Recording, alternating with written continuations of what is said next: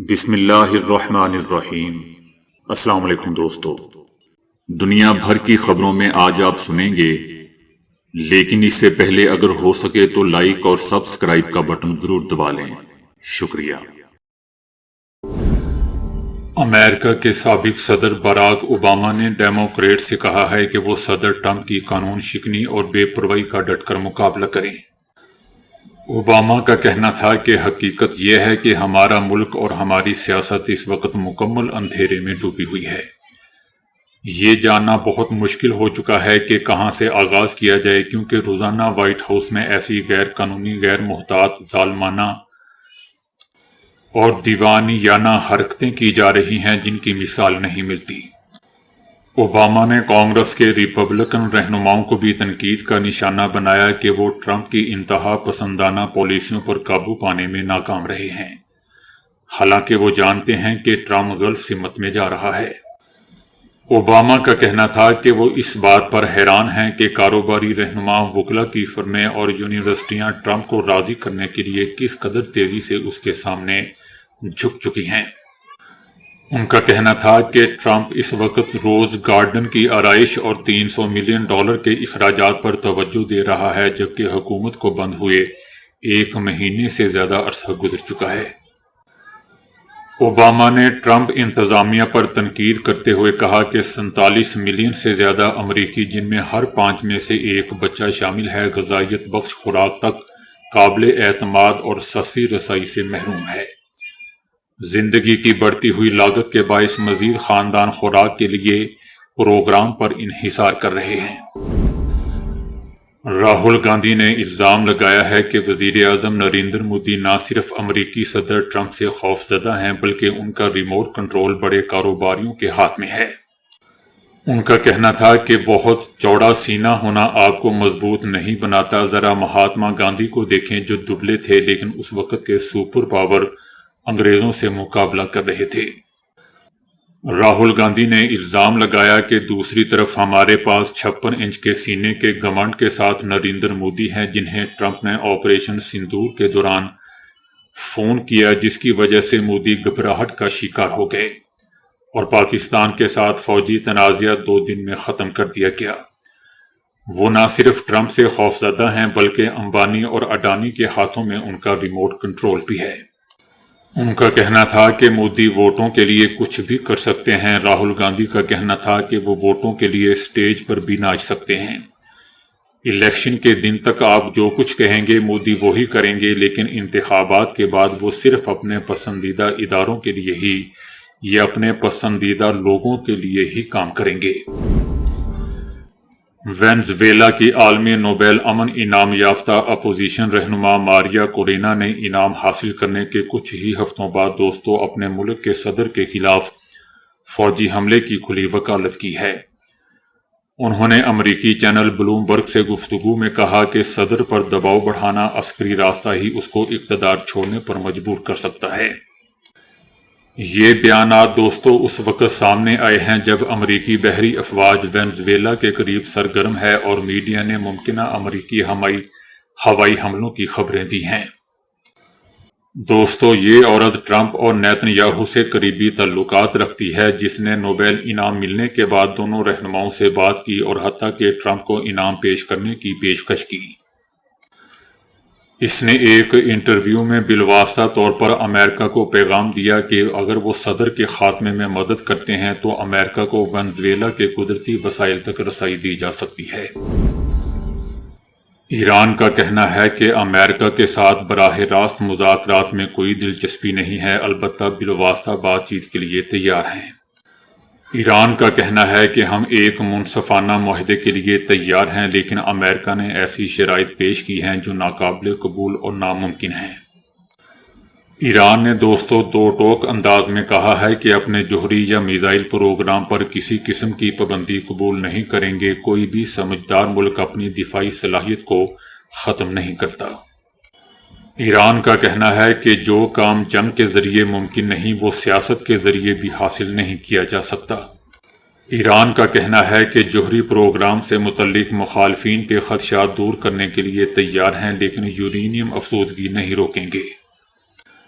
ایران کا دوستوں مزید کہنا ہے کہ جون میں اسرائیل اور امریکہ کے حملوں کے باوجود جوہری تنصیبات میں موجود مواد تباہ نہیں ہوا اور ٹیکنالوجی اب بھی برقرار ہے اور ویسی کی ویسی ہے، اور جوہری مواد ملبے کے نیچے ہی موجود ہے، اسے کہیں اور منتقل نہیں کیا گیا۔ اسرائیل کے کسی بھی جارحانہ اقدام کا جواب دینے کے لیے تیار ہیں۔ صدر ٹرمپ نے نائجیریا کے خلاف فوجی کارروائی کی دھمکی دے دی ہے۔ ٹرمپ کا کہنا ہے کہ اگر نائجیرین حکومت مسیحیوں کو مارنے میں روکنے میں ناکام رہی تو امریکہ امداد بند کر دے گا۔ صدر ٹرمپ نے نائجیریا میں مسیحیوں کو قتل عام روکنے کے لیے محکمہ جنگ کو ممکنہ فوجی کارروائی کی تیاری کا حکم دیتے ہوئے کہا ہے کہ امریکہ طاقت کے زور پر اس ملک میں تخریب کاروں کو ختم کر سکتا ہے۔ صدر ٹرمپ کی ہدایت پر محکمہ جنگ کے وزیر کا کہنا ہے کہ ہم نائجیریا میں کارروائی کرنے کی تیاری کر رہے ہیں۔ بھارت اور امریکہ کے 10 سالہ معاہدے کو framework for the US India major defence partnership کا نام دیا گیا ہے، جس کا اعلان امریکی وزیر جنگ نے کیا اور ساتھ اس کے وزیر دفاع راج ناتھ سنگھ بھی تھے۔ یہ پیش رفت ایک ایسے وقت میں ہو رہی ہے جب دونوں ممالک تجارتی معاہدے کو حتمی شکل دینے اور کشیدہ تعلقات کو معمول پر لانے کی کوشش کر رہے ہیں۔ بھارتی وزیر دفاع راج ناتھ سنگھ کا کہنا ہے کہ یہ معاہدہ ہماری بڑھتی ہوئی ہم آہنگی کا اشارہ ہے اور شراکت داری کے ایک نئے دور کا آغاز کرے گا۔ دفاع ہمارے دو طرفہ تعلقات کا ایک اہم ستون رہے گا۔ تاہم دوستو، دستیاب معلومات کے مطابق امریکہ اور بھارت کے درمیان ہونے والا حالیہ معاہدہ کوئی نئی چیز نہیں ہے، بلکہ ماضی کے معاہدوں کا ہی ایک تسلسل ہے، جس کو انڈیا اتنا بڑھا چڑھا کر پیش کر رہا ہے۔ لگتا ہے کہ امریکہ ہر 10 سال بعد بھارت کے ساتھ اسی پرانے دفاعی معاہدے پر دستخط کرتا ہے۔ یہ کوئی نیا معاہدہ نہیں ہے۔ 2005 میں 10 سالہ معاہدہ ہوا تھا، پھر 2015 میں مزید 10 سال کی توسیع ہوئی اور اب 2025 میں پھر 10 سال کی توسیع ہوئی ہے۔ یہ کوئی نیا معاہدہ نہیں ہے۔ یوکرین نے روس کی بحر اسود میں مرکزی بندرگاہ تاؤپیسے پر ڈرون حملہ کیا ہے، جس کے نتیجے میں آئل ٹرمینل اور 2 غیر ملکی جہازوں کو نقصان پہنچا ہے۔ روس کا کہنا ہے کہ اس حملے میں کوئی جانی نقصان نہیں ہوا ہے۔ جہاز کا حملہ سمیت وہاں کام کرنے والے دیگر افراد محفوظ ہیں، لیکن بندرگاہ کی عمارت اور ٹرمینل کا انفراسٹرکچر کو نقصان پہنچا ہے۔ دوستو، یہ خبر ان لوگوں کے لیے ہیں جو پاکستان میں خانہ جنگی چاہتے ہیں اور فوج کے خلاف ہیں۔ سوڈان کے شہر الفاشر سے فرار ہونے والے عینی شاہدین نے انکشاف کیا ہے کہ جنگجوؤں نے شہر پر قبضے کے دوران بچوں کو والدین کے سامنے مار دیا، خاندانوں کو الگ کر دیا اور شہریوں کو محفوظ علاقوں سے جانے سے روک دیا۔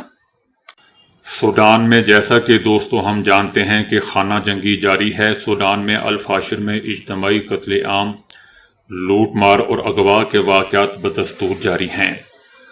اقوام متحدہ نے بتایا ہے کہ اب تک 65,000 سے زائد افراد شہر سے نکل چکے ہیں، لیکن 10,000 اب بھی محصور ہیں۔ دوستو، خانہ جنگی کی وجہ سے سوڈان ایک ایسا ملک بن چکا ہے جہاں کسی کا کوئی مستقبل نہیں، کوئی خوراک نہیں، کوئی جینے کی راہ نہیں۔ یاد رہے کہ جب بھی کسی ملک میں خانہ جنگی ہوتی ہے تو ہر ملک میں ایسے ہی حالات ہوتے ہیں۔ ہمارے پاکستان کے بھی کچھ جاہل لوگ ایسا سوچتے ہیں، وہ شاید فوج کو زیر کرنا چاہتے ہیں اور ملک میں خانہ جنگی شروع کروانا چاہتے ہیں۔ میں باہر بیٹھے 4 گندے آنڈوں کا دوستو ضرور نام لوں گا، وہ سب سے آگے پیش ہیں۔ کسی کو کچھ احساس نہیں ہے کہ خانہ جنگی کے دوران یا خانہ جنگی کے بعد میں کے حالات ملک میں کیسے ہوتے ہیں۔ خدا پاکستان کو دوستو ہمیشہ سلامت رکھے اور ایسے لوگوں کا خاتمہ کرے جو فوج کو زیر کرنے کا سوچتے ہیں یا خانہ جنگی شروع کروانے کا سوچتے ہیں۔ انٹرنیشنل تجزیہ کاروں نے سوڈان کی موجودہ صورتحال کو قیامت خیز قرار دیتے ہوئے کہا ہے کہ یہ دنیا کا سب سے بڑا انسانی بحران بنتا جا رہا ہے۔ عینی شاہدین کا کہنا ہے کہ جنگجوؤں نے عمر، نسل اور جنس کی بنیاد پر شہریوں کو الگ کیا، کئی افراد کو تاوان کے بدلے حراست میں رکھا گیا، بلکہ صرف پچھلے چند دنوں میں سینکڑوں شہری مارے گئے، جبکہ بعض اندازوں کے مطابق 2000 سے زائد ہلاکتیں ہو چکی ہیں۔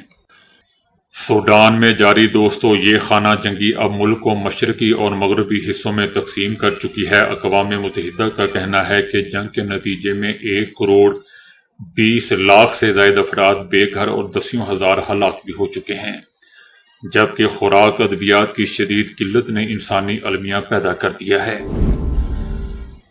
امیر جماعت اسلامی پاکستان سراج الحق نے دوستو کہا ہے کہ پیپلز پارٹی، نون لیگ اور پاکستان تحریک انصاف کا اگر خاتمہ ہو تو پاکستان ٹھیک ہو سکتا ہے۔ اس وقت یہ تینوں جماعتیں اقتدار میں ہیں، مگر قوم کو کرپشن اور نعروں کے علاوہ کچھ نہیں دیا جا رہا۔ لاہور میں یوتھ کنونشن سے خطاب کرتے ہوئے سراج الحق کا کہنا تھا کہ ہم اس ملک میں انقلاب لانا چاہتے ہیں۔ انقلاب اللہ کی اطاعت ہے تاکہ ہم لوگوں کی بجائے اللہ کی اطاعت سے ملک چلا سکیں۔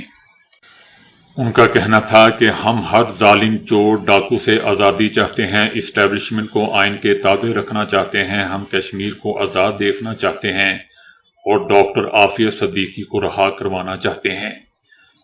جبکہ پاکستان میں پی پی، نون لیگ اور پی ٹی آئی کا جب تک خاتمہ نہیں ہو جاتا یہ نہیں ہو سکتا۔ سراج الحق کا کہنا تھا کہ پنجاب میں نون لیگ، خیبر پختونخوا میں پی ٹی آئی، سندھ میں پی پی لمبے عرصے سے اقتدار میں ہیں۔